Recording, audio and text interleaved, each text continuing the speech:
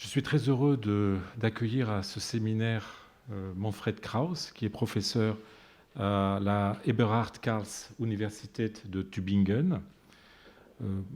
Il a de nombreuses cordes à son arc. Il est spécialiste de la pensée, de la philosophie grecque. Il a d'ailleurs publié en 1987 un livre intitulé Name und Sache, ein Problem in frühgriechischen Denken. Il est aussi spécialiste de tragédie grecque, mais il s'est fait tout particulièrement connaître dans le domaine de la rhétorique, non seulement la rhétorique antique, mais aussi la réception de la rhétorique à l'époque médiévale et à l'époque moderne. Et il a eu dans ce domaine, il a reçu peut-être l'honneur le plus insigne, qui est celui d'être le président de l'International Society for the History of Rhetoric, de 2013 à 2015. Il a été ensuite, ou même un petit peu pendant le précédent mandat, le vice-président de la Chinese Rhetoric Society of the World. Voilà. Alors, nous nous sommes côtoyés il n'y a pas si longtemps que ça à un colloque qui organisé sur les progymnasmata ici à Paris par Pierre Chiron et Benoît Sens. Et Benoît Sens qui est ici présent, et je remercie d'être ici. C'était en 2018, si je ne m'abuse. Et c'est précisément sur le sujet des progymnasmata que j'ai demandé à Manfred Krauss de venir intervenir dans le cadre de ces séminaires et de faire une conférence qui est à double titre absolument au cœur de la problématique du cours et du séminaire de cette année, puisqu'il va nous parler de la christianisation des progymnasmata, c'est-à-dire des exercices préparatoires à la rhétorique, alors que le sujet du cours cette année et les années qui vont suivre est la christianisation de la culture écrite. Et en parlant des progymnasmata, eh bien, il va vous présenter un type d'exercice qui est au centre du séminaire cette année, puisque nous avons passé plusieurs séances de ce séminaire à travailler sur une étopée, ou je devrais dire deux étopées tout à fait inédites, d'un petit poète égyptien du VIe siècle qui s'appelait Dioscore, et qui a livré dans ce papyrus un brouillon d'une étopée qu'il a reprise sous une seconde forme, juste après. Donc c'est assez intéressant de voir comment on pratiquait ces exercices de la façon la plus concrète possible dans un milieu, on va dire, scolaire, entre guillemets, du VIe siècle. Donc voilà, je suis très heureux de pouvoir lui donner la parole sur le sujet païen baptisé, la christianisation des progymnasmata. Merci beaucoup. Et je voudrais tout d'abord remercier le professeur Jean-Luc Fournet de son aimable invitation à parler dans cet endroit illustre et à un auditoire également illustre, parmi lesquels il y a quelques personnes que je connais depuis longtemps. Je suis très heureux d'être ici. Merci beaucoup. Et il y a aussi un petit exemplaire, mais c'est plutôt un aide-mémoire avec un peu de bibliographie. Vous allez voir tout cela aussi sur l'écran. Alors, les païens baptisés. Les livres de classe, c'est trop tôt. Les livres de classe, mesdames et messieurs, aujourd'hui ont généralement une très courte durée de vie. À peine les plus graves coquilles et erreurs matérielles de la première ébauche ont-elles été corrigées dans une éventuelle deuxième édition, et déjà on les remplace par d'autres nouveaux livres selon des conceptions pédagogiques plus modernes. Comme père d'une jeune fille de 19 ans, j'ai appris ce fait à mes propres dépens. Sur cette trame, en effet, il peut être étonnant d'écouter que le manuel scolaire qu'on dirait de la plus grande réussite dans l'histoire de l'éducation occidentale a achevé une durée de vie virtuellement ininterrompue de presque 1400 ans. Et on pourrait peut-être même encore ajouter 2 siècles et demi. il est question d'un manuel pour élèves en rhétorique provenant de l'Antiquité grecque tardive, un manuel de peu d'apparence au vu de sa brièveté, c'est-à-dire les soi-disant progymnasmata ou exercices préliminaires d'Aphtonios, rhéteur et sophiste à Antioche à Oloronte, ce qui aujourd'hui est Antakya en Turquie, au tardif IVe siècle après Jésus-Christ.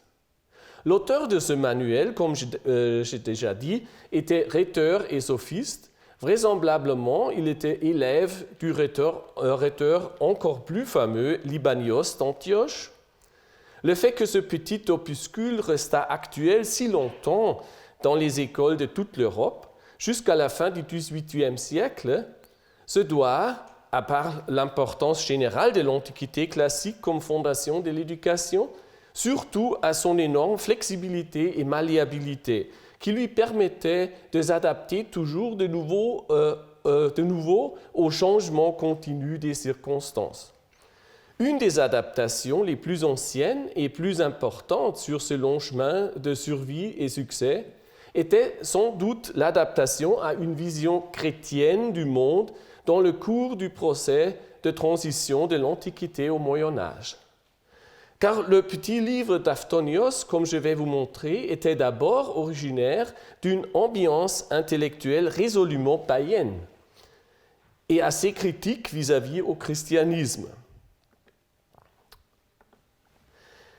Dans ce qui suit, il s'agira de cette assimilation progressive de sujets chrétiens dans le répertoire thématique des progymnasmata. Ma conférence aura essentiellement 4 parties. Après une brève présentation et caractérisation des progymnasmata en tant que tels, je délignerai d'abord la marque à l'origine clairement païenne de ces exercices et leurs principes relatifs à l'histoire des idées, avant de suivre dans la 3e partie centrale, pas à pas, les principales étapes de ce processus de christianisation au cours de l'époque byzantine.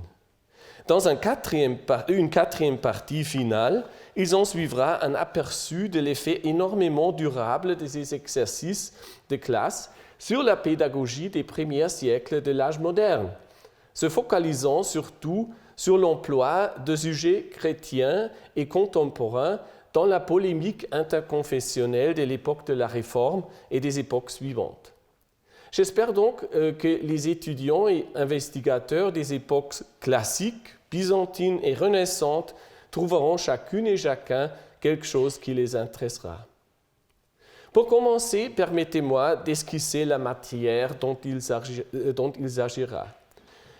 Les soi-disant progymnasmata ou exercices préliminaires en français sont une série graduelle et échelonnée de petits exercices de style exécutés généralement sous forme écrite, qui fut destinée pour conduire les élèves à croissance du niveau de difficulté, du plus facile au plus difficile, du plus petit au plus grand et de la partie à l'entier. Dans ce processus assez sophistiqué, les exercices postérieurs se passent toujours sur les antérieurs.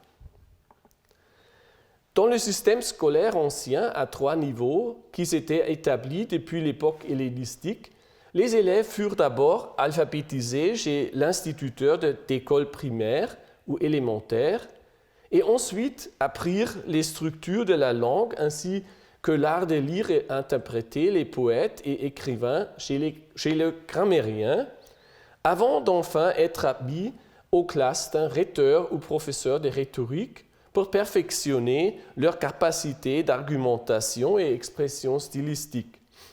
Dans ce système, les progymnasmata étaient situés précisément au point de transition du grammairien au rhéteur, c'est-à-dire des études littéraires plutôt passives à l'éloquence active. C'est pour cela que dans l'Antiquité, la compétence pour ces exercices était souvent controversée entre ces 2 groupes d'enseignants.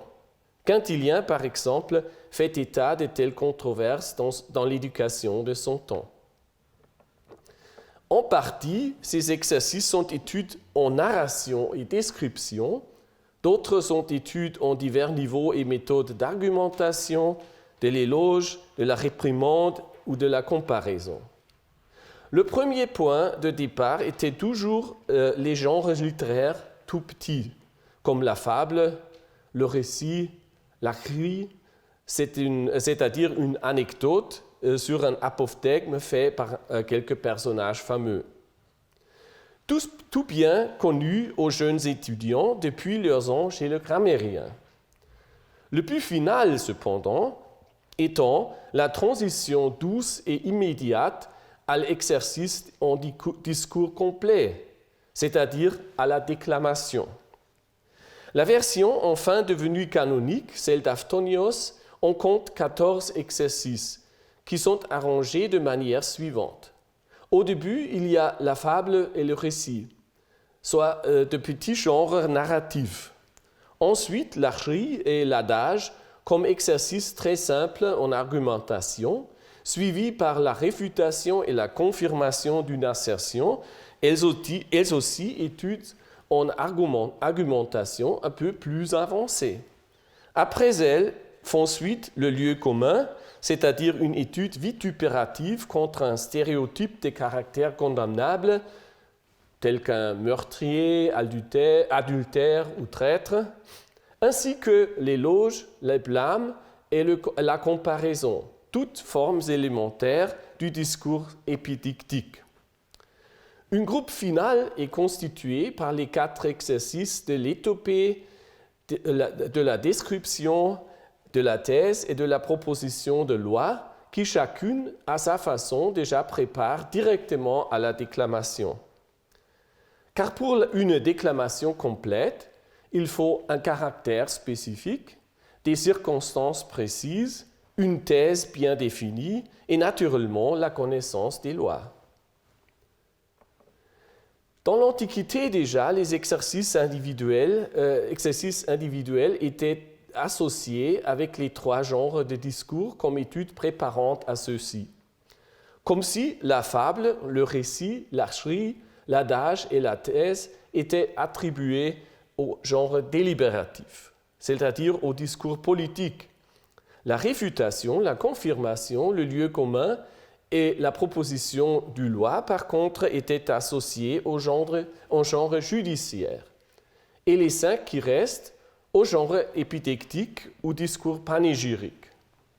D'autres divisions, par contre, attribuaient les exercices aux diverses parties du discours, comme l'exorde, la narration, l'argumentation et la péroraison. Tant le nombre que l'ordre des exercices pouvait quand même différer légèrement d'un manuel à l'autre. Il y en a 10 chez Théon, 12 chez le pseudo-Hermogène et Nicolaos et 14 chez Aphtonios. Selon le niveau de difficulté visé, s'y prêtaient aussi de différentes formes de traitement. Au niveau grammatique, les textes tout brefs pouvaient servir de matière pour des études de lecture ou écriture ou pour de simples exercices morphologiques de flexion, comme il est attesté par quelques fragments de papyrus scolaires conservés en Égypte. À un niveau un peu plus haut, ils étaient ensuite employés pour des exercices de traduction, de paraphrase, d'amplification ou de versification.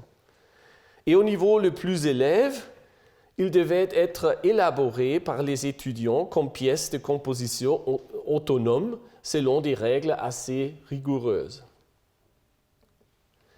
Les ouvrages anciens qui se livraient aux études des progymnasmata se divisaient en 2 grandes catégories, où ils agissaient d'instruction théorique et didactique pour leur composition et pour leur traitement en classe, ou bien de recueil de pièces de résistance, d'exemples modèles élaborés de tels exercices.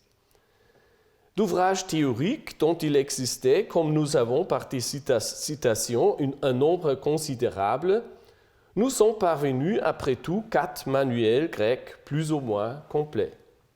L'ouvrage très érudit, très détaillé et très volumineux d'un certain Elius Théon, très probablement du 1er siècle après Jésus-Christ, s'adressa plutôt aux professeurs qu'aux étudiants, mais il provient toujours d'une tradition plutôt grammairienne.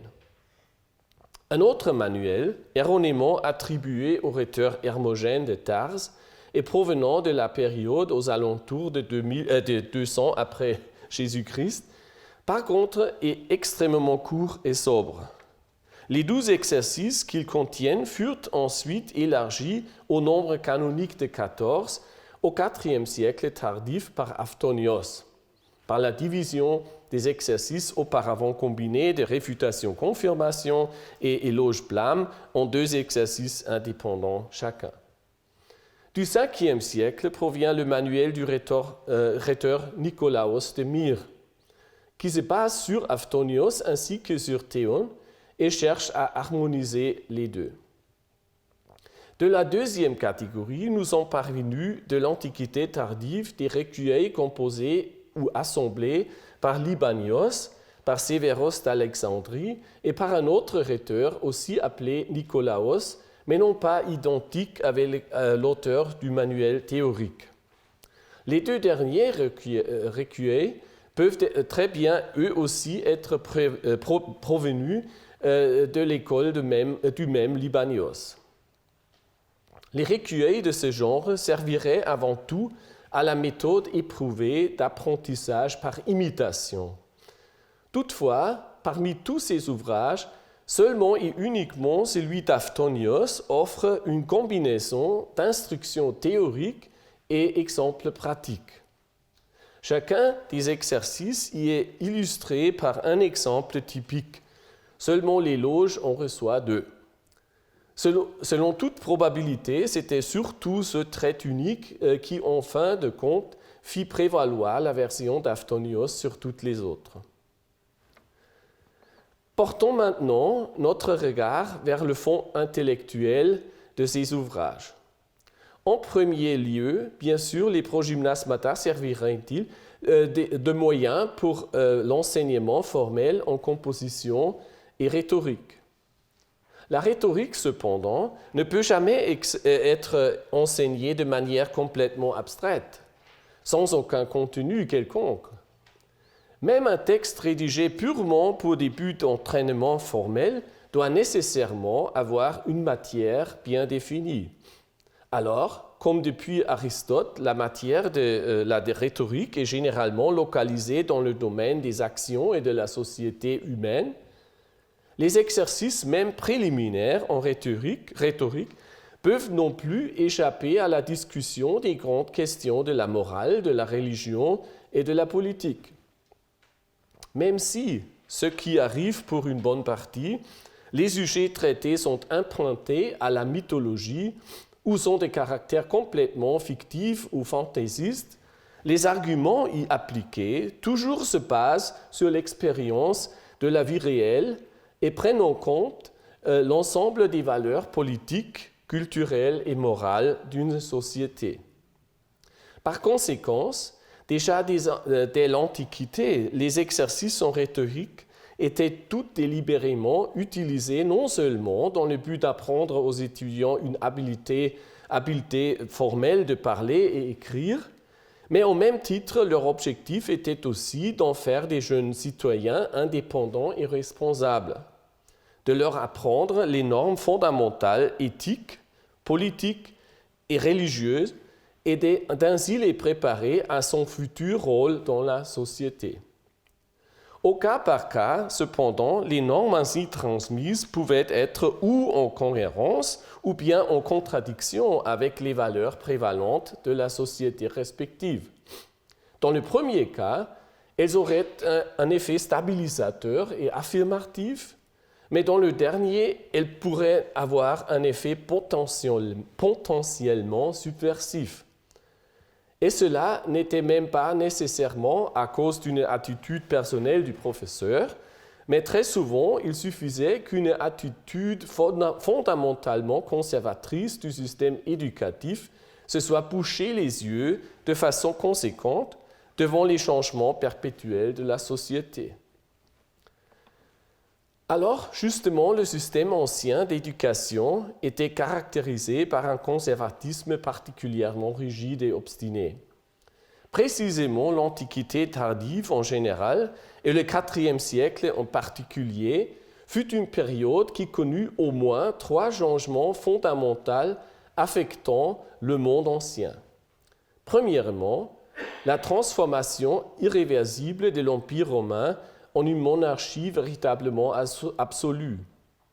Deuxièmement, la séparation et désagrégation graduelle des 2 hémisphères de cet empire, le grec oriental et le latin occidental, qui commença avec les réformes de Dioclétien en 293 et qui aboutit à leur séparation définitive et officielle après la mort de Théodose Ier en 395.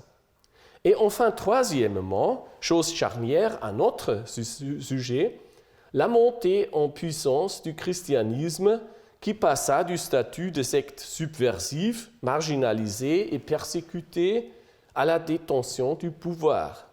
Processus qui commença avec l'édit de tolérance de Constantin Ier en 313 et trouva son achèvement avec sa promotion au rang de seule religion officielle d'État sous Théodose Ier en 391.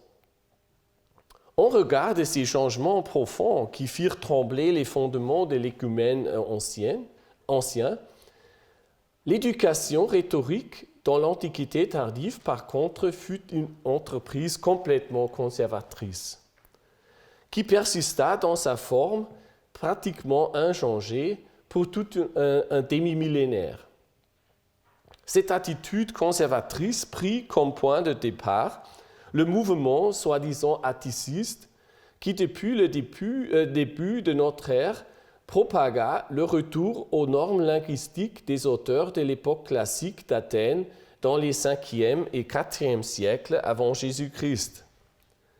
Depuis l'époque de la seconde sophistique, dans les 2e et 3e siècles après Jésus-Christ au plus tard, à ce mouvement linguistique se joignit aussi un classicisme et athénocentrisme culturel général, qui adora et glorifia les valeurs de l'Athènes classique et démocratique des 5e et 4e siècles et en fit une norme générale contraignante aussi pour l'époque contemporaine.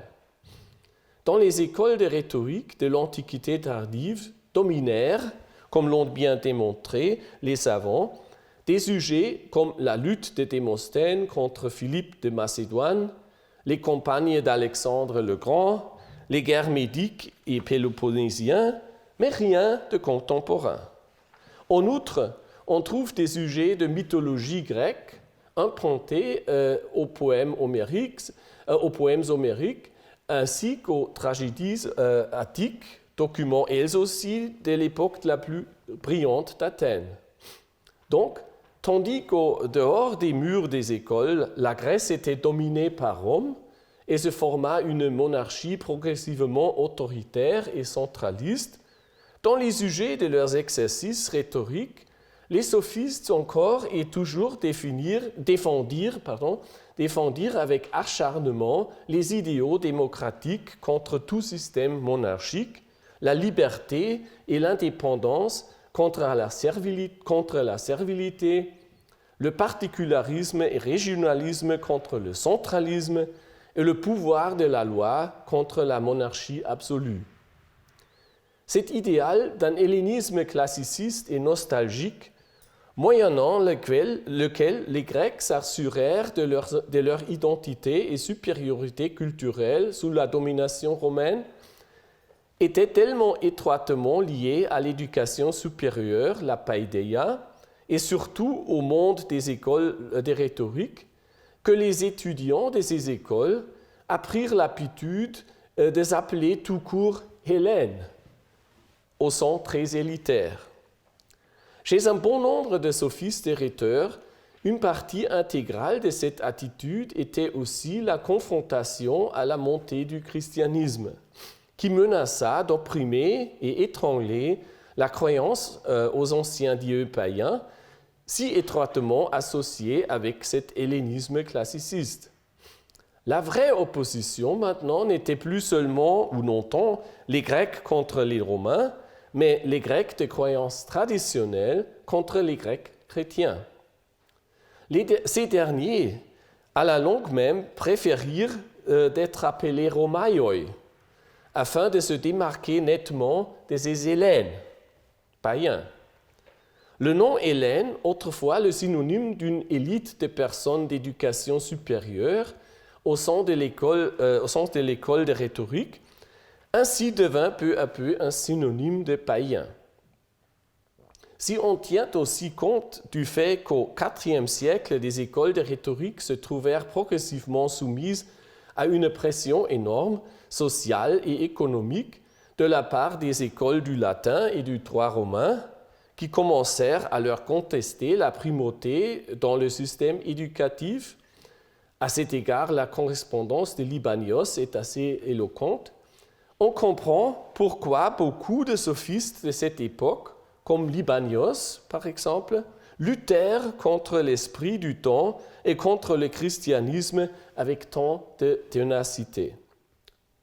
Le corpus le plus volumineux d'exemples élaborés de progymnasmata qui nous est parvenu de l'Antiquité tardive est celui qui est transmis sous le nom de Libanios. Quant à son contenu, il est très étroitement lié au manuel d'Aphtonios et peut donc en effet légitimement être regardé sous plusieurs rapports comme un élargissement de la sélection succincte de ce dernier. Il a bien sûr des problèmes d'authenticité pour une grande partie des exemples. Il y a surtout plusieurs interférences avec les recueils plus tardifs du pseudo-Nicolaos et de Sévéros d'Alexandrie, de façon qu'on peut soupçonner à juste titre que plus d'une pièce de ces deux recueils pourrait peut-être avoir été insinuée dans celui de Libanios. Surtout s'il s'agissait d'anciens élèves de Libanios. Faute de temps, je ne peux pas entrer dans les détails ici. Sur cette trame, il est un coup de chance que les exemples d'Aphtonios, dont l'authenticité est virtuellement incontestée, sont souvent parallèles à ceux de Libanios et peuvent donc servir de point de référence et appui. Dans leur ensemble, les exemples de Libanios, dans la mesure où ils peuvent être regardés comme originaux, et ceux d'Aphtonios, sont d'un esprit clairement hellénique et païen. Non seulement un grand nombre de ces pièces sont continuellement entremêlées de mythologie grecque païenne, ce qui pourrait aussi être expliqué comme une réminiscence purement littéraire, mais en outre, surtout les exemples de narration ou récits chez Libanios, comme l'a bien observé Bernard Schuller, tournent assez souvent autour des motifs de mesure, de l'hubris des mortels et de la némésis de la part des dieux, et ainsi se réfère à un code moral archaïque qui peut bien être appelé delphique, et qui n'est guère compatible avec une pensée chrétienne. Le même vaut pour son ekphrasis de l'ivresse, comme exemple de démesure avec laquelle est contrasté dans une grille l'idéal de la discipline et sobriété de Démosthène. Même dans son étopée d'une prostituée devenue honnête femme, la dame en question comprend que sa culpabilité consistait en une faute contre la modération, la sophrosune. C'est seulement en passant que je voudrais mentionner que Libanios ainsi qu'Aphtonios se prononcèrent aussi très clairement contre la monarchie et en faveur des processus de décision démocratique et basés sur la loi, dans des lieux communs contre un tyran et en faveur d'un tyrannicide, ainsi que dans des discours de réprimande contre Philippe, roi de Macédoine, ce qui peut très bien être interprété comme une critique générale du système monarchique en tant que tel. Parce qu'il n'y a aucune allusion à la possibilité d'une monarchie bonne et juste. Dans notre contexte, ce détail peut quand même être d'une certaine importance parce que les empereurs, appelés basileis, rois en grec, et leurs magistrats, magistrats provinciaux s'instituèrent aussi très souvent comme défendeurs de la foi chrétienne. Cette attitude païenne et anti-chrétienne est particulièrement évidente dans le choix d'exemples d'ekphrasis. Aphthonios choisit le sanctuaire du dieu Sarapis situé sur l'acropole d'Alexandrie. Ce sanctuaire célèbre et fameux de par toute l'écumène ancienne fut saccagé et incendié en 391 par une foule débridée chrétienne sur instigation du patriarche Théophile d'Alexandrie et en chuchotait avec le consentement tacite de l'empereur Théodose. D'abord, il avait été jugé un miracle pour les touristes du monde entier et un chef-d'œuvre de culture païenne. Son ravage en 391 est pris par beaucoup d'interprètes comme un terminus antequem pour la rédaction de la description aphtonienne. Il me semble terminus postquem, pardon.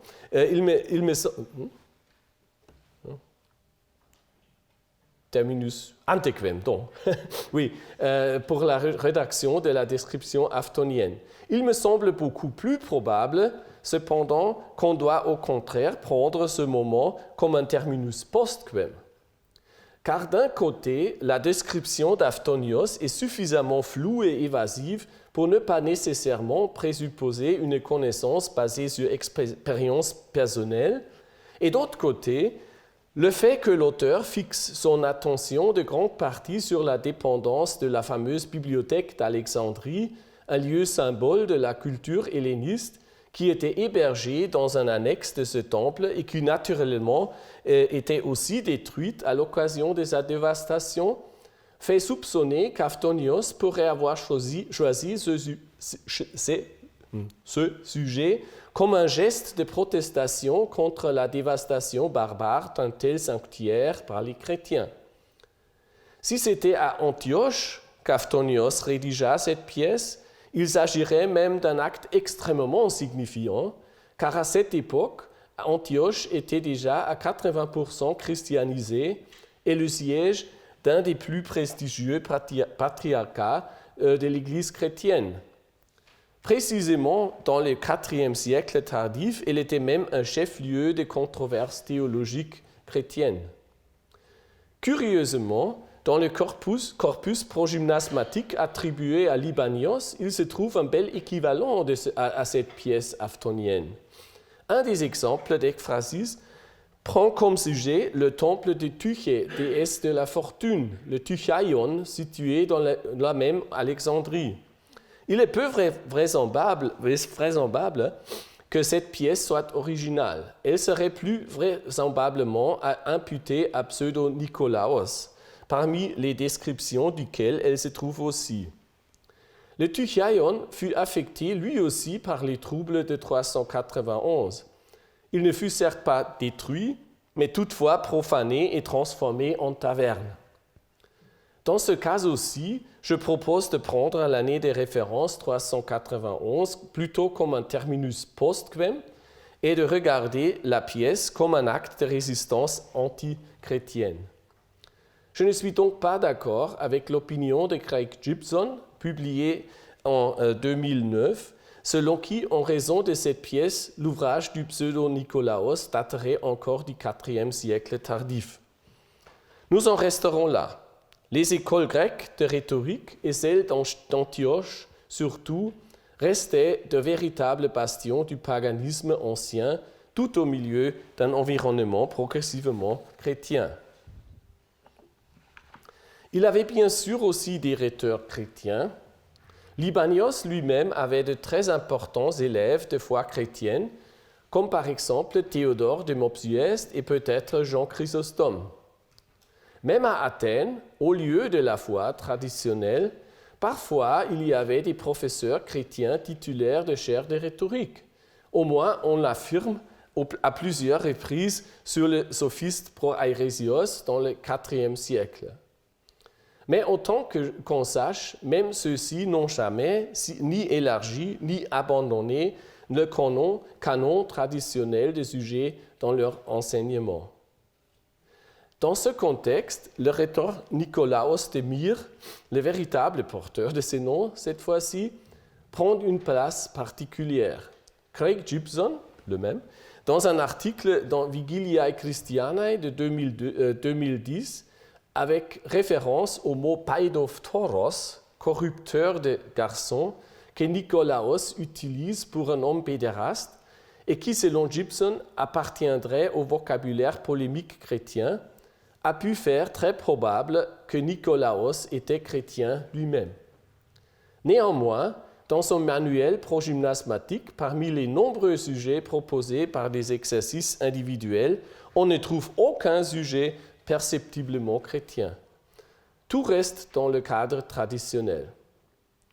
D'autre côté, dans le corpus libanien, on trouve comme unique exemple d'une proposition de loi la recommandation d'une loi qui prohiberait le soi-disant mariage de l'évira, c'est-à-dire le type de mariage où le frère d'un défunt épouse la veuve de son frère.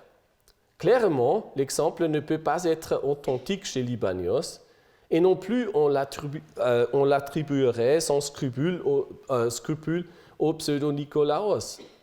Il doit rester douteux si cette pièce vraiment remonte au passage de l'Ancien Testament ou bien à la question piège posée à Jésus par les Sadducéens dans les évangiles synoptiques. On ne pourra donc guère l'adresser comme témoignage de pensée chrétienne. En tout cas, les prescriptions de la loi mosaïque sur l'alimentation des veuves sont déconseillées dans cette pièce. Quand même, cet exemple montre ce qui était au moins possible dans l'Antiquité tardive. En résumé, cependant, il est évident que les corpus de progymnasmata de l'Antiquité tardive furent tous attachés à un esprit offensivement païen et traditionnel. Cela vaut en particulier pour le manuel cardinal d'Aphtonios et les recueils d'exemples élaborés de Libanios. Mais c'était précisément le petit opuscule d'Aphtonios qui, depuis le 5e siècle ou plus tard, était firmement attaché aux œuvres originales ou putatives d'Hermogène pour en faire un précis complet de rhétorique, la soi-disant Techné, qui devint ensuite le manuel standard et canonique en rhétorique pour l'entière époque byzantine. En disant cela, j'ai abordé la troisième partie de ma conférence. Si les progymnasmata, comme nous l'avons vu au-dessus, outre l'entraînement de qualité rhétorique, avaient toujours aussi eu l'autre fonction d'inculquer des normes et valeurs culturelles, politiques et religieuses, cela devrait être vrai juste autant pour leur histoire dans l'époque byzantine et chrétienne. Un manuel si prononcément païen dans ces exemples comme celui d'Aphtonios, comment pouvait-il donc être employé dans les cours scolaires dans un environnement chrétien pur et dur? En effet, pendant toute l'époque byzantine, pas un seul manuel nouveau de progymnasmata ne fut écrit, qui aurait pu remplacer celui d'Aphtonios. Mais au lieu de cela, tant plus de commentaires, prolégomènes et scolies à ce manuel. C'était donc uniquement par le biais de ces matériaux secondaires qu'un ajustement de l'enseignement des progymnasmata au milieu d'une société chrétienne pouvait se passer. Le plus facilement, moyennant de nouveaux exemples de caractère chrétien. Ces derniers pouvaient ou avoir la forme de recueils, à l'exemple de ceux de l'Antiquité tardive, ou bien des pièces uniques, brillantes et suréminentes, soit isolées, soit intégrées dans des ouvrages littéraires plus grands.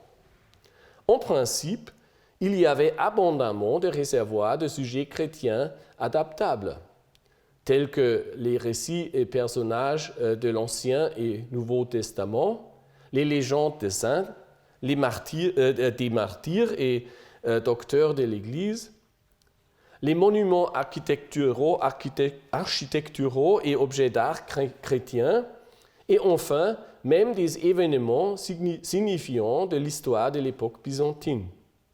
Sur le camp épineux des controverses théologiques, par contre, les Byzantins n'hésitent pas à avancer à ce niveau. Très longtemps, il était l'opinion généralement répandue que la première apparition à grande échelle de sujets chrétiens dans les progymnasmata ne se passa qu'à la fin de la période méso-byzantine au XIIe siècle, et que le rôle de pionnier était dû au recueil de Niképhoros Basilakes. Cette notion, cependant, définitivement exige une révision. Elle peut au mieux prétendre à une validité limitée au niveau des grands recueils, mais même là, les choses sont assez loin d'être sans équivoque. On commencerait bien sûr par chercher des vestiges de christianisme dans les grands commentaires à Aphtonios de la période méso-byzantine, qui tous chronologiquement précèdent le recueil de Basilakes. Le plus ancien en est celui de Jean de Sarthe du IXe siècle, et le plus volumineux et détaillé celui de Jean d'Oxapatres du XIe siècle. Un troisième commentaire, celui de Jean Géomètre du Xe siècle, ne nous est pas parvenu, mais est toujours reconnaissable par des multiples citations qu'en fait Jean d'Oxapatres, qu'il a exploité en toute profondeur. Chez un évêque comme Jean de Sarthe et un moine comme Jean d'Oxapatres, on pourrait certes à juste titre espérer de trouver des insertions ou au moins interprétations chrétiennes. Dans le cas du Sardien, cependant, cette espérance est complètement déçue. Son commentaire reste entièrement dans l'horizon intellectuel des manuels de l'Antiquité tardive. C'est dans un seul passage et dans un seul manuscrit isolé qu'on trouve entremêlée une citation du livre de la Genèse « Et Dieu créa le ciel et la terre ».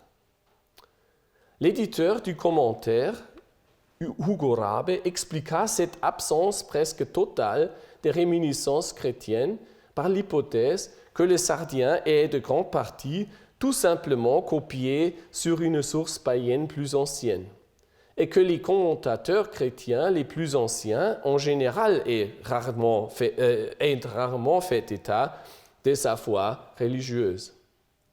Ainsi, semble être à peu près pareil le cas des soi-disant scolipés, publiés dans le deuxième volume de Waltz et ainsi nommés après leur manuscrit principal, un Codex Parisinus, qui devrait avoir été compilé aux alentours de l'an 1000.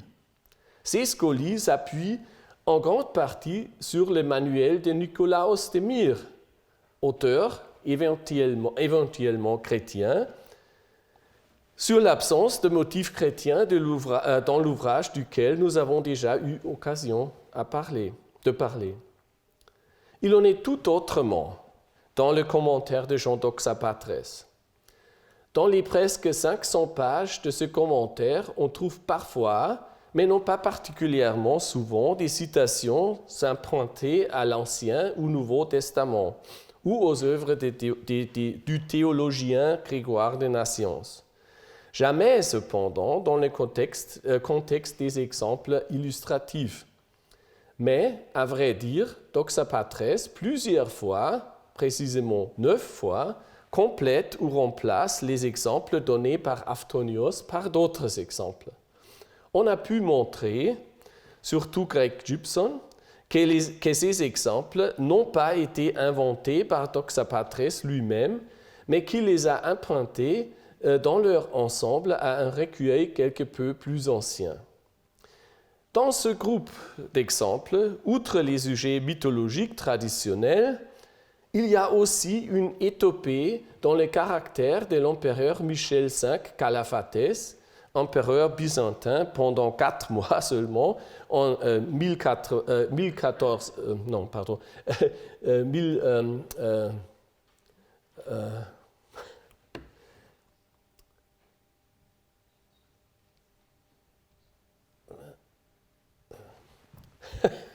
Il me manque le nombre.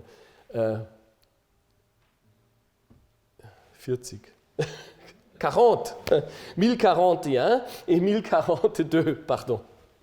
Ce Calaphatès était empereur pendant seulement 4 mois, en 1041 et 1042. Cette étopée de Michel Calaphatès se prononçant sur un renversement du trône, et donc un sujet pris de l'histoire contemporaine byzantine.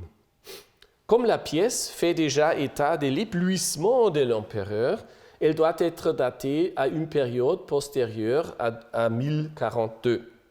Il est fort possible que le recueil anonyme dépouillé par Jean contient encore plus de pièces de ce genre. De la plume de Jean Géomètre, une des sources principales de Doxapatres, nous est parvenue une pareille étopée en 12 vers de l'empereur Niképhoros Phocas du Xe siècle, se plaignant de l'hôte du ciel, de la mutilation de ses statues après sa mort. En outre, aux marges du fameux Codex de Madrid, de l'œuvre de Jean Skylitzès, l'historien, qui date de la période entre 1150 et 1175, il se trouve une étopée en vers de l'empereur Léon VI mourant. On recourt à une période beaucoup plus ancienne, avec quelques prolégomena au manuel d'Aphtonios qui sont assemblés dans la Prolégomenon Sulogé édité par Ugo Rabe. Dans la 4e pièce, datant du 4e ou 5e siècle, à l'occasion de la discussion des types de constitution, l'auteur remarque qu'à son temps, on mène une vie heureuse, fidèle et orthodoxe sous la monarchie. Et un peu plus avant, il parle aussi de la très bienheureuse Romaïque Politeia. En outre, la 8e pièce du 5e ou 6e siècle cite une autorité chrétienne comme Grégoire de Nazianze comme exemple et modèle du style simple. Tout cela, cependant, ne fait pas encore de progymnasmata chrétiens. Mais aussi, pour ceux-ci, il y a des exemples bien anciens.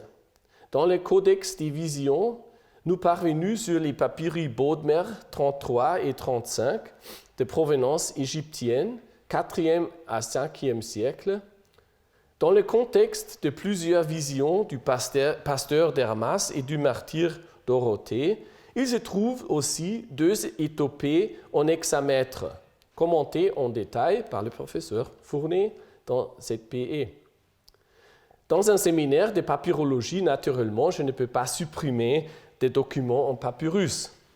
Vous trouvez ici les 2 pages du papyrus où se trouvent les 2 étopées. Les mots de Caïn, après avoir tué Abel, en 19 vers, et encore plus long, en 67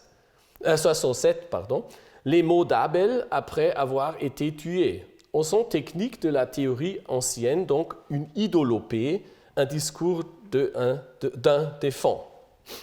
Dans ces agrandissements, on peut bien discerner les lignes des titres.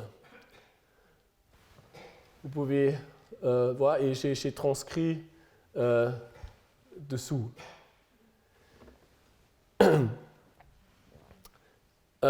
Cette fois-ci, le contexte chrétien est absolument hors doute en raison des textes principaux du papyrus. Certes, il s'agit de pièces isolées, mais elles s'avèrent clairement comme des étopées progymnasmatiques par la ligne des titres caractéristiques. Quel mot Caïn ou Abel pourrait-il avoir dit dans une telle ou telle situation? Ti an eipoi. C'est la ligne stéréotype des titres d'une étopée. On a en effet soupçonné une provenance de ces pièces du milieu de l'école de rhétorique. Leur style épique est entremêlé avec bien d'assonance au texte homérique. Quant à leur composition générale, elles observent largement les instructions données par Aphtonios, en tant qu'elles sont divisées selon les 3 temps, présent, passé, futur. Une 3e pièce sur le papyrus Bodmer 30 dans lesquels Abraham, Sarah et Isaac discutent en dialogue sur l'ordre de Dieu de sacrifier Isaac, pourrait être classée dans le même contexte, sauf qu'elle manque la ligne typique de titre. De telles épopées traitant des sujets de l'Ancien Testament, en effet, semblent avoir été les exemples les plus anciens de sujets chrétiens.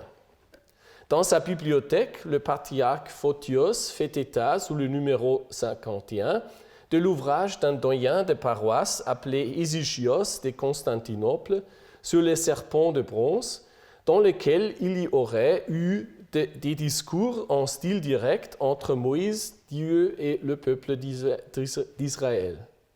Si l'Ézychios en question est identique au fameux adversaire de l'hérétique Eunomios, il daterait encore du IVe siècle. Aux légendes de martyrs, par contre, se rattacherait une pièce d'Astérios d'Amazeia qui, dans le contexte d'éloge de martyrs, contient entre autres l'ekphrasis d'une série de tableaux représentant le martyre de sainte Euphémie.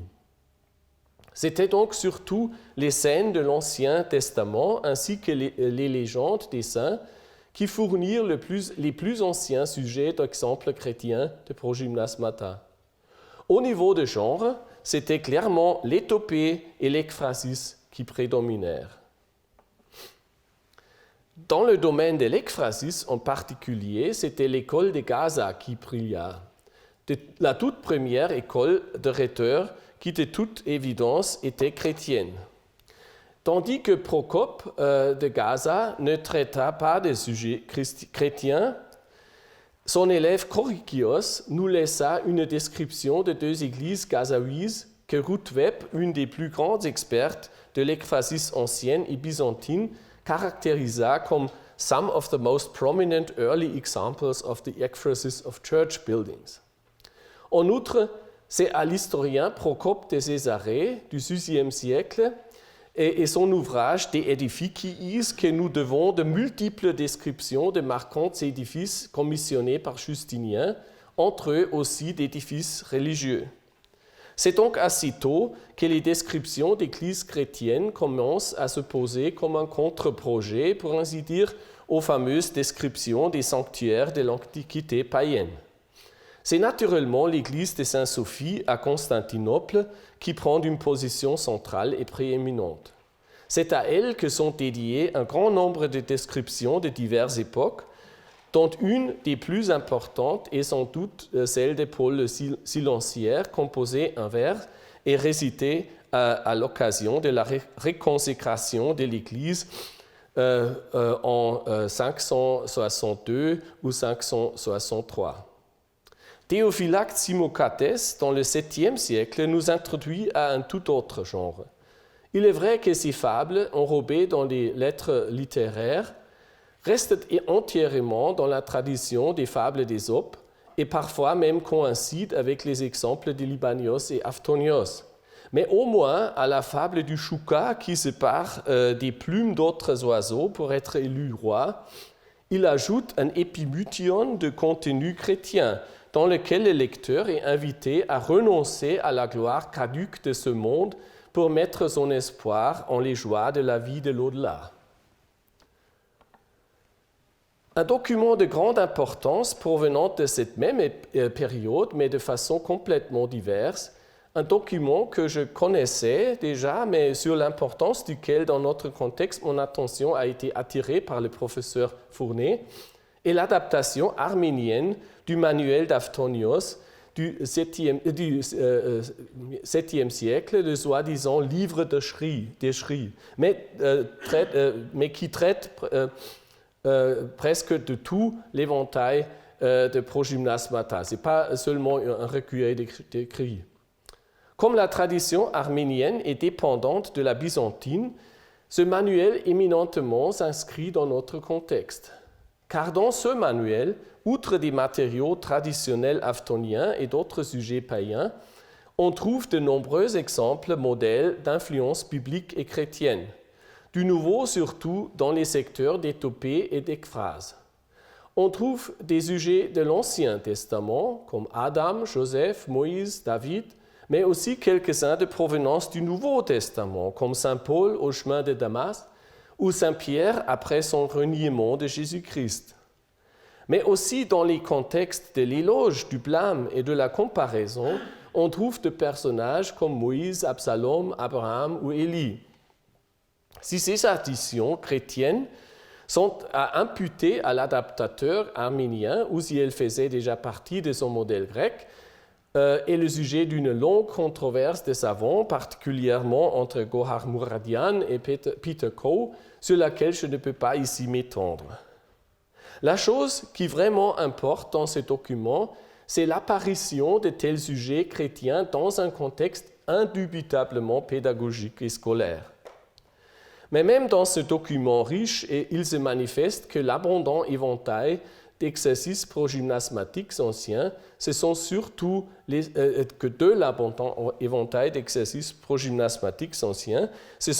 les étopées et les descriptions qui attirent des sujets chrétiens déjà dans la période byzantine la plus ancienne. Passons maintenant à la période méso-byzantine. Dans celle-ci, c'est en effet le grand recueil de Niképhoros Basilakes du XIIe siècle qui se trouve au centre. Ce recueil a récemment été édité et traduit en anglais par Jeffrey Beneka et Craig Gibson. Il offre, même si en nombres assez divers, des exemples modèles pour 7 exercices divers. Selon le comptage des Waltz, il y a 5 fables, 15 récits, 2 shris, 1 exemple d'adage, réfutation et confirmation chacune, et 23 étopées. Mais à notre grande surprise, aucune description. La première des shris choisit comme son sujet, au lieu d'une autorité ancienne, un mot de Grégoire de Nazianze. En faisant de bonnes œuvres, crois que tu imites Dieu. Et elle rapporte cela à la position proche de Dieu de l'empereur byzantin.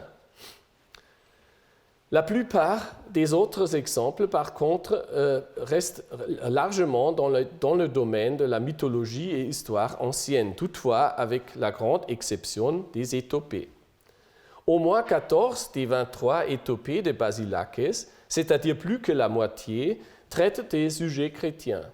Mais ce n'est plus comme avant l'Ancien Testament qui prédomine. Il y a quand même 2 pièces sur Joseph, sur Samson, 1 sur Samson et 3 sur David. Mais c'est plutôt le Nouveau Testament. Nous trouvons Zacharie guéri de son mutisme, la mère des dieux aux noces de Cana, l'aveugle de naissance du nouveau voyant. Dans un syncrétisme assez frappant, Hadès, dieu de l'enfer, s'irritant de la résurrection de Lazare, le servant du grand prêtre coupé l'oreille et guéri par Jésus, encore la mère de Dieu comme Piéta déplorant la mort de son fils, et enfin Saint Pierre victorieux du mage Simon. Avec tout cela aussi implanté à la légende de Sainte Euphémie, l'histoire émouvante de cette jeune fille de la cité d'Édessa, réduite en esclavage par un soldat barbare goth qui lui avait d'abord promis le mariage. Ce dernier exemple jette un pont surprenant entre Basilakes et les ekphrases d'Astérios d'Amazeia dont nous avons parlé plus haut. Dans un essai jusqu'alors inédit intitulé Pagan Theme and Variation in the Biblical Ethopoeia of Niképhoros Basilakes, Craig Gibson a scruté les étopées chrétiennes de Basilakes et constaté que l'auteur y effectue une sorte de transfert culturel en transposant les personnages et événements bibliques dans un univers d'idées traditionnelles hellènes et en les jugeant selon des critères purement grecs. Comme ça, les personnages bibliques souffrent du conflit entre la sagesse, Sophrosune, et le désir amoureux, Eros, ou bien, comme Joseph en Égypte, sont aux prises avec les effets de la jalousie, Phtonos. La lamentation de la Vierge sur Jésus fait clairement emprunt à la lamentation d'Andromaque sur Hector qui se trouve chez Libanios. En outre, Gibson observe que les miracles du Nouveau Testament vraiment bouleversent d'une certaine manière le schéma compositionnel aftonien des trois temps. Au lieu de présent misérable, souvenir d'un passé bienheureux et perspective d'un avenir encore pire, ce qu'il y a maintenant, c'est la séquence présent heureux, après libération de souffrances du passé et suivi de la perspective d'un avenir encore plus glorieux. Assimilation culturelle et jeu ingénieux avec les traditions hellènes sont les méthodes de Basilakes. Basilakes, toutefois, n'est pas seul en sa préférence de sujets chrétiens. Un compendium, manuscrit grande échelle, identifié par Rabe comme un corpus rhétorique délibérément compilé et titulé Rhetorica Marciana selon le manuscrit principal, le Codex Marcianus 444, contient dans sa première partie un abrégé de la doctrine d'Aftonios complété par un recueil très particulier d'exemples alternatifs.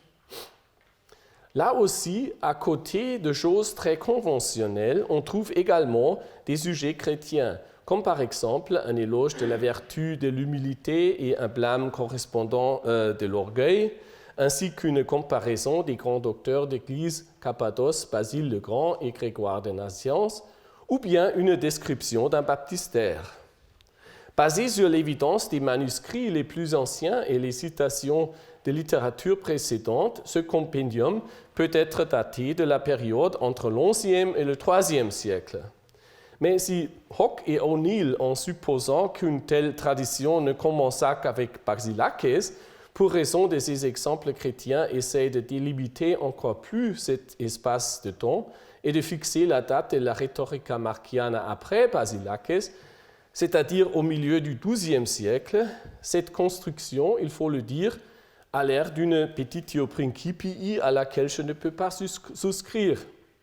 Nous avons vu que les sujets chrétiens apparaissent fort bien déjà depuis la période byzantine ancienne.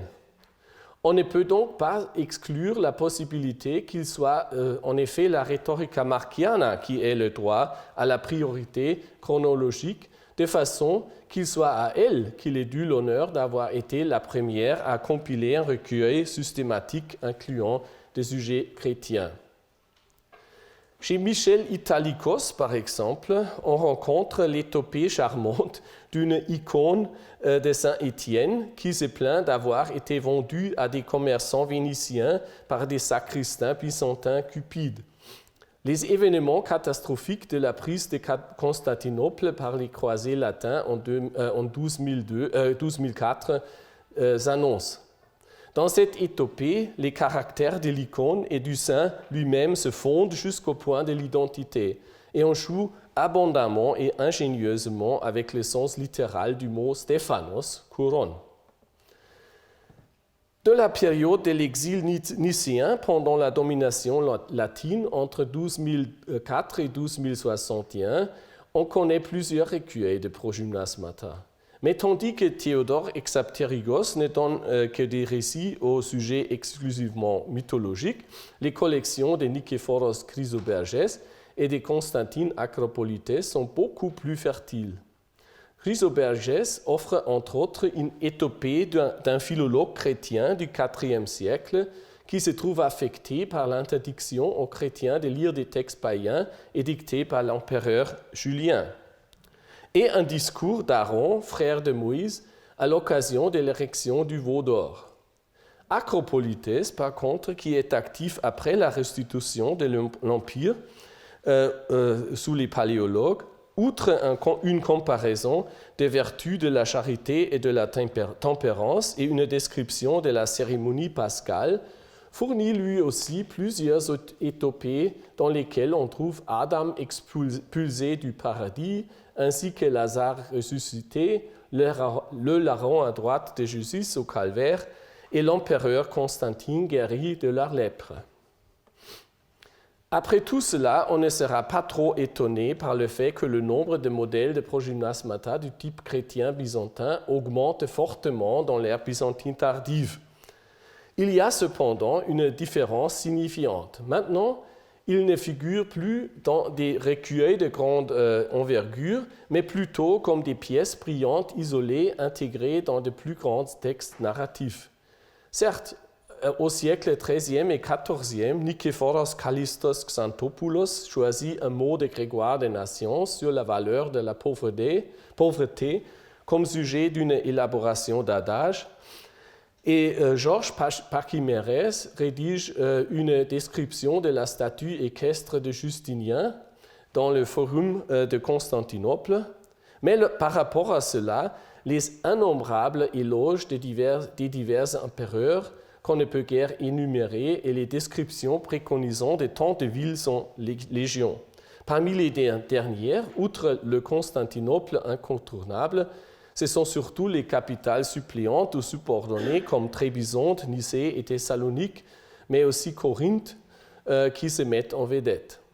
Très populaires comme sujet de description sont aussi des églises remarquables, outre la Sainte-Sophie, l'église des apôtres, mais aussi bien d'autres, soit à Constantinople, soit d'ailleurs. Non pas moins innombrables sont les étopées, en grande partie encore inédites de la Vierge Théotokos sous la croix, entre autres par Georges Lapithès ou Nélos Diasorenos. Au demeurant, l'étopée des derniers siècles de l'époque byzantine s'intéresse de plus en plus aux affaires de la politique courante. Un chef-d'œuvre particulier de ce genre est certainement une étopée rédigée par l'empereur même Manuel II Paléologos, immédiatement après la défaite des Ottomans contre les Mongols dans la bataille d'Ankara en 1402, qui retarda de quelques années la chute finale de l'Empire byzantin. Manuel imagine les mots de Tamerlin, chef des Mongols, devant la pusillanimité et la larmoyance du sultan ottoman vaincu Bayazid. Peu lui vaut une victoire remportée sur un tel poltron lâche. On peut imaginer comment les Byzantins se délectèrent de cette description de leur ennemi.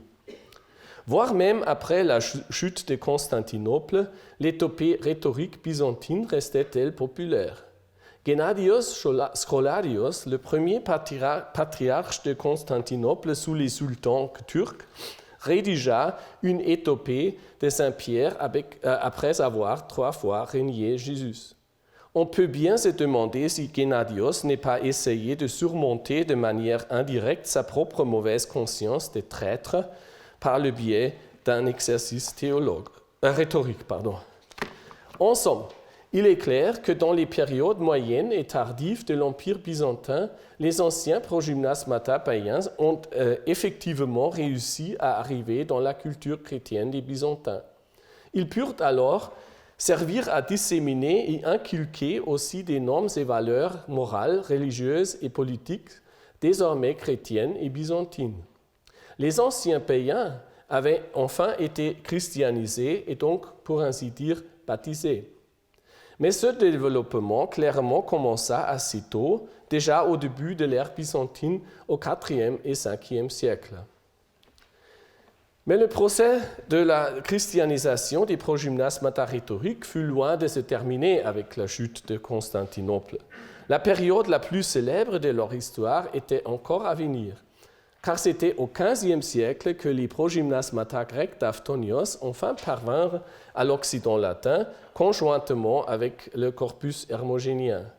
Une des voies principales de transmission était par l'Italie méridionale, mais une autre voie s'ouvrit par les nombreux intellectuels byzantins qui affluèrent à l'Occident et surtout en Italie après 1453, et donc la plupart eurent dans leur poche comme équipement de base, pour ainsi dire, les incontournables Hermogène et Aphtonios.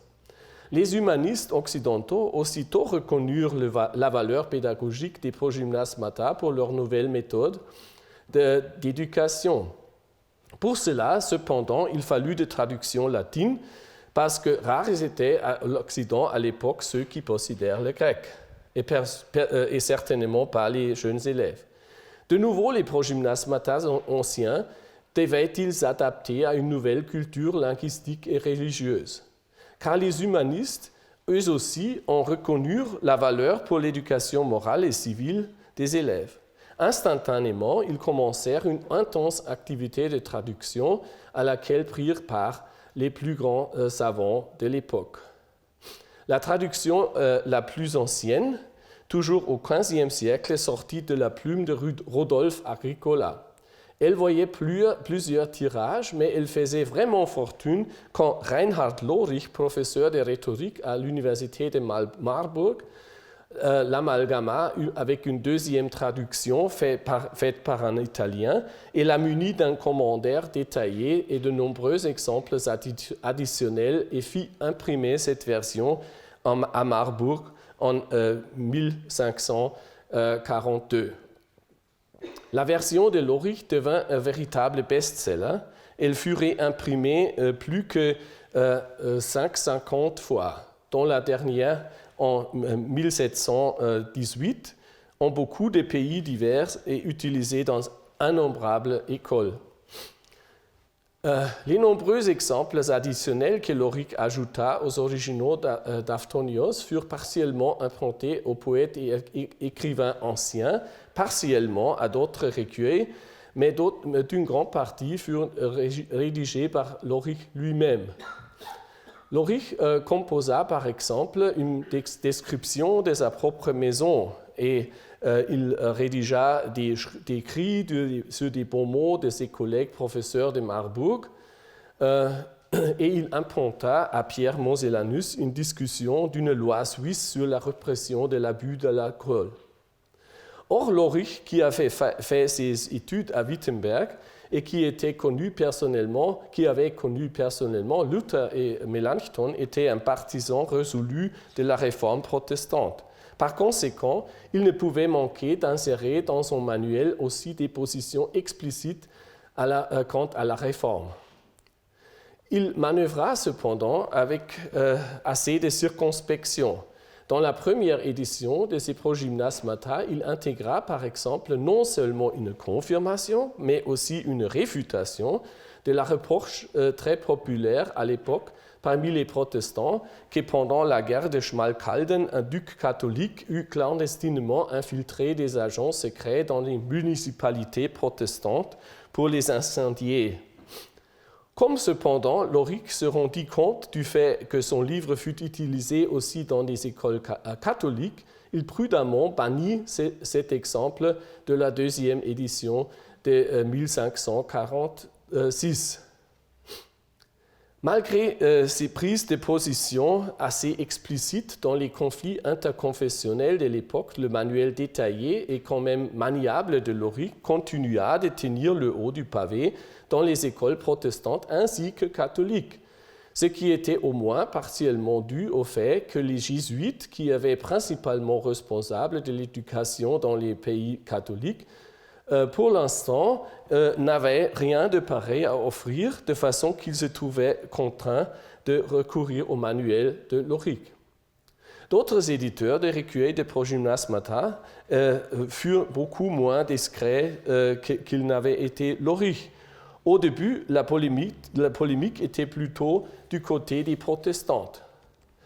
Burkhard Harbart, par exemple, en 1591, présenta non seulement une réfutation de la superstition catholique sur le purgatoire, mais aussi un flagrant éloge des prouesses de Luther, se lançant même dans une comparaison de Luther avec le prophète Élie, mais ajouta également une sévère critique de la décadence religieuse de son temps, enrobé dans une étopée du réformateur. Tandis qu'au XVIe siècle, malgré toute polémique confessionnelle, la situation était assez relaxée, au moins au sein des écoles. Les auteurs catholiques et protestants librement empruntèrent l'un à l'autre et les livres de classe étaient utilisés aux deux côtés de la frontière confessionnelle. Cette situation se renversa complètement lors du déclenchement de la guerre de 30 ans. Non seulement les livres de Lohrich, auteur alors mis à l'index, dut maintenant être utilisés avec le nom d'auteur effacé ou dans des réimpressions expurgées, mais la polémique en général devint plus acrimonieuse. Un bon exemple illustratif de ce développement sont les progymnasmata du recteur du lycée de Stettin, Johannes Michaelius, publié en 1656, 8 ans après la fin de la guerre. Dans ce manuel, les exercices furent arrangés comme de petites compétitions entre 6 ou 7 élèves qui chacun s'efforçait de l'emporter sur leurs concurrents par leur présentation.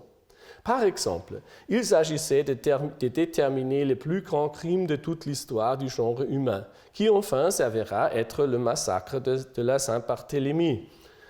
Un crime plus abominable que la persécution des chrétiens par Néron ou la trahison de Judas. Ou bien on cherchait le dogme le plus absurde des papistes, les candidats étant la messe, le purgatoire, la vénération des saints et le commerce des indulgences, les vainqueurs naturellement étant le dernier. Mais désormais, les jésuites rendirent la monnaie de leurs pièces. Ils avaient entre-temps développé leur propre manuel de progymnasmata et ne manquèrent de polémiques virulentes, mais parfois plus subtiles. Dans les Exercitationes Oratoriae de 1660, le jésuite Jacobus Maaßen, sous le masque éthopoétique de Martin Luther, déblatera à corps et à cri contre les péchés de sa propre Église catholique, mais seulement pour prendre le contre-pied immédiat avec une défense de la dite Église dans le caractère de Jean Cochleus, adversaire acharné de Luther. Et le jésuite français François Pomé rédigea un éloge ironique de Luther dans lequel chaque assertion sur le réformateur, à première vue laudative, se retourne subtilement et ironiquement contre lui. Une insulte rude et pas du tout subtile, par contre, est la vitupération de Jean Calvin de la plume du même auteur, qui bascule dans une pure liste d'injures les plus dégoûtantes et plus fantasmagoriques, dont mundi portentum, cloaca lubidinum ou infernum monstrum sont même les plus inoffensives. Cet échange de polémiques avec lequel, bien entendu, furent intoxiqués les plus jeunes élèves, se prolongea jusqu'au XVIIIe siècle. Et si les réformes scolaires de l'époque des Lumières n'avaient mis un terme à la rhétorique comme matériel scolaire, et donc également à la tradition des exercices progymnasmatiques, qui sait ce qui aurait été à venir? Les Byzantins, par contre, en christianisant les exemples modèles d'exercices progymnasmatiques, avaient sagement évité d'embarquer de tels sujets controversés de théologie. Et bien leur en a pris de ne pas l'avoir fait. C'est pourquoi ils ont bien réussi à pas entremêler d'idéologie chrétienne les anciens exercices païens et à les conserver pour des siècles à venir comme instrument utile de la formation rhétorique ainsi que religieuse et morale. Ce n'est pas à eux qu'on doit reprocher le fait qu'à la fin, les progymnasmata christianisés ont été convertis en armes virulentes de polémique interconfessionnelle. Je vous remercie beaucoup de votre patience.